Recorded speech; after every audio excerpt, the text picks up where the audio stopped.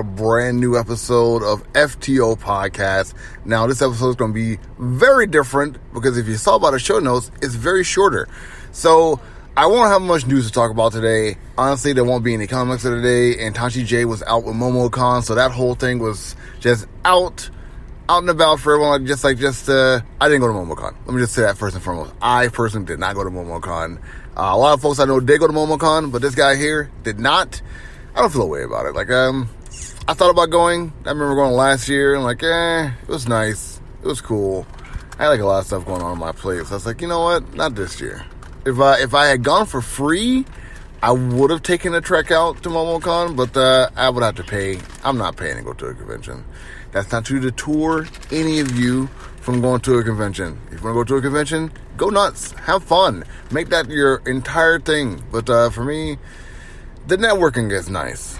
Don't get me wrong on that. The talking to new people you know online, all that's fun. It's just the constant walking around, the drop of a hat, panels you take in, paying all unnecessary money about this place. It gets overwhelming after a while. You know what I mean? So, this year, I decided to opt out, and I just didn't go. But Tachi J went. She's promoting Midnight Comics. Her and Lloyd are both talking about Midnight Comics. So if you get a chance, check out Midnight Comics.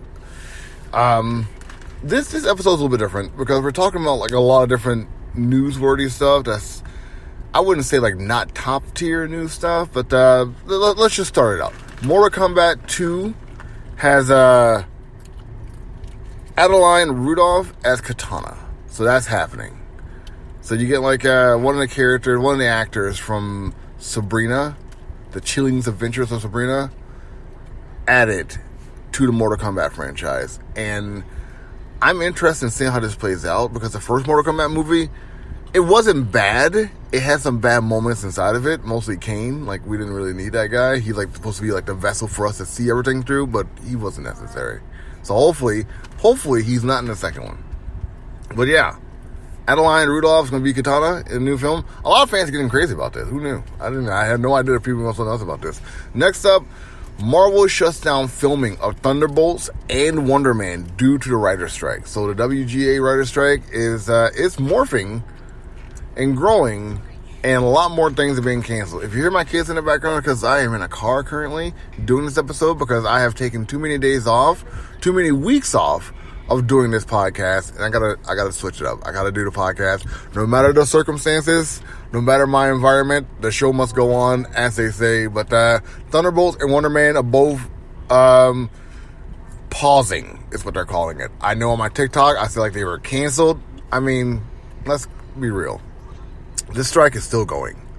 And some companies are paying their writers instead of defaulting to the GPT. Some places are not, and the actors are still getting involved in that entire situation. So I don't see this strike ending anytime soon.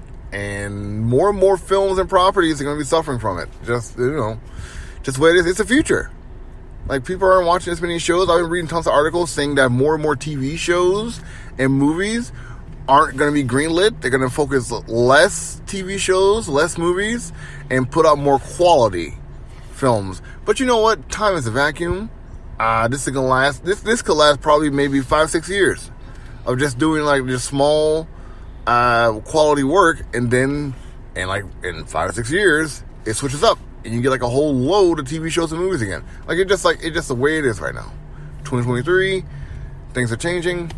Politics is running rampant with a lot of folks, whether they are looking at it or not. So it's times are changing. That's all there is to it. Next up, Batman and Catwoman go to war this fall in a DC Comics crossover event. This crossover event is called Batman Catwoman, the Gotham War. Now, I read a synopsis on Batman News Plus. It reads very dramatic. It says understand their entire relationship where they had a proposal, they were going to get married, and that was dissolved. Catwoman went off and did tons of adventures. She came back and they reunited. They got a glimpse to their future, and all that happened to these characters, and they're still going to war with each other. A Gotham War at that. And I'm really interested to see how this Gotham War is going to play out, because is Batman and Catwoman going against each other. Now, throughout like the entire time I've been reading Batman comics, I've never seen like an event or an arc of these characters going against each other. And that is really interesting in itself. Seeing these two legacy characters, I think Catwoman is just as old as Batman, maybe 2 years younger than Batman, her creation. And they're going against each other head to head, mano a mano, in this Gotham War event. And yes, DC has been putting out a lot of events recently. Like ever since the Infinity storyline, I was like, we could probably say Rebirth. After Rebirth, they've been going kind of hard with the events and arcs. But this one, I picked this story simply because like it gives me something like to look forward to. It gives me like a dot in the DC history where I can say, like, you know what? This I remember. I remember when that happened, and anything before and after that is like a good starting point for any comic book fan who wants to get involved inside this story. So that's why I had to talk about it. Next up, in the final story that I got for you today, I told you it's going to be a short episode. I just had to put something out for you guys to listen to it. We got Marvel officially retires one of its most iconic characters. That's Nick Fury. That's right. Created by Stan Lee and Jack Kirby. Started out as Sergeant Fury in 1963 in the Howling Commandos. If you've been following the comic books of Nick Fury, you know that he was the Watcher of the Marvel Universe, because they had his son, who is the Sam Jackson copy of Nick Fury, take over in the 616 universe, because, you know, to make up for what the Ultimate Universe had for their Nick Fury. And as we all know, like, the Secret Invasion TV show is coming out on Disney Plus, so they're gonna bring back like the Sergeant Fury, the Nick Fury that we all know of, and they're gonna have us say our goodbyes to him. Now, I don't really know personally how I feel about this, but the character was shelved for a very long time. Like even Uatu didn't get much screen time. You know, he was like, you know, the original Watcher. And the fact that he's not the Watcher right now in the comic books, and like a lot of the fans feel a certain way when the comic books and the TV shows don't link to each other, which is why Marvel does such a distinct job of putting those two storylines together, which I don't really care for, but they do it. And Nick Fury's leaving, but you still got his son, Nick Fury. I don't know, same name, very confusing, doing his thing inside the 616. Fans have not been complaining about this character at all. We may see him do more things with S.H.I.E.L.D. as of late, from what I've been seeing in the comic books. Maria Hill been doing most of her stuff with S.H.I.E.L.D. Nick Fury does pop up more as a like a surprise motherfucker kind of situation. It's just swear to show also. If anything else with this storyline, but it's a little different. If you're gonna be really tough, like it's a little different to have like this character like be gone for a good minute. But again, it is what it is. Other news: Across the Spider-Verse has the Scarlet Spider-Man and Andy Samberg's going to be playing Ben Reilly. Hello, that's good news for me anyway. The creators of Golem made an official apology to all the fans about how not good that game was. It was such a bad game. The creators had to apologize. And then, you know, when a game is so bad that the creators had to apologize, you really messed up. And like with other games that are coming, like I think Redfall doing the same thing. It's a thing, man. Like apparently, like these games are just coming out just to get some bucks into your pockets without having a quality attached to it. It's a bit of a hassle to be a part of like that world, like where games are just coming out and like not much thought has been put into it, but that's just the way it goes. That is the end part for all the news that came out this week. But Dad, can you help me? I wanted to talk a little bit about analogs and things like that. And you know what? I'm going to take a little break. We're going to come right back and we're going to talk all about that.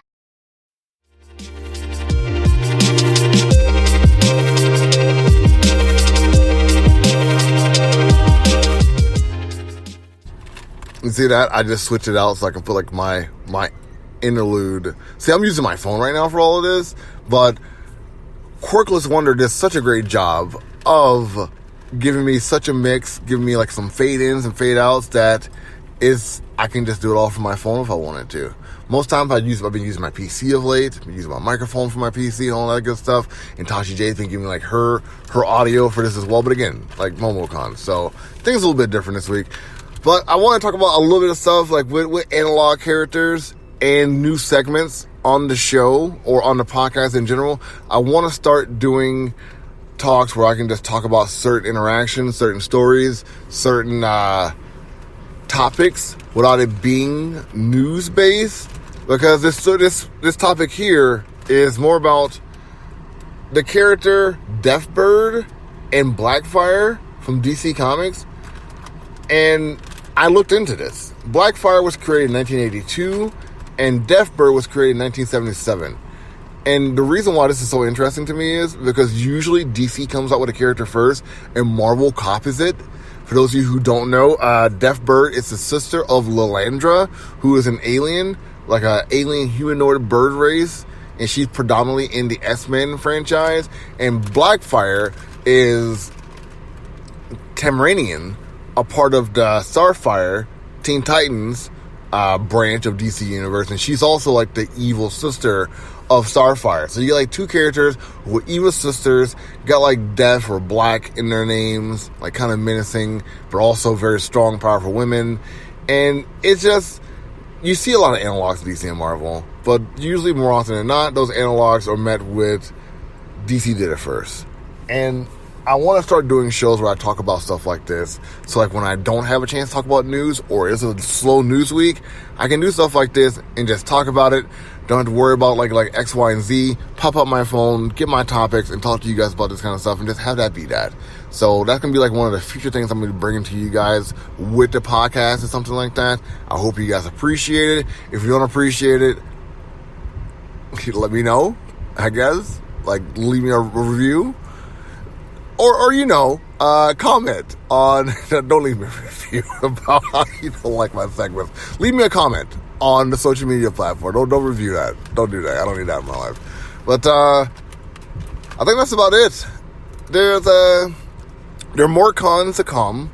I know I'm in Atlanta, so there can be like crap tons of cons going around out here. So even though I didn't make it a Momo con, the Dragon Con's coming up. I may not go to that one unless I get a press badge, but we'll see about that, see how that goes. Make sure you guys hit up Anton6, hit up Tashi J, hit up Quirkless Wonder, hit up like all the people that you see I do shows with, like that I collab with on a regular, and I'll leave them some love. Also, TikTok is where most of my blurred news is right now. Like I just made like the minute long discussions of me talking about all the topics. It's all blurred news. Who cares, right? Let's just make it all blurred news, and that's what it is now. So make sure you check out TikTok, Instagram, YouTube. Those are the big places to check out those stories. I'm still like resharing other people's work, and like so you guys can get like a full branch of what's out there that you may miss out on. I think that's close to it. Yeah, I think that's a good part of it. As always, I'm your host, D of FTO Nerd Talk. Until next time, take it easy.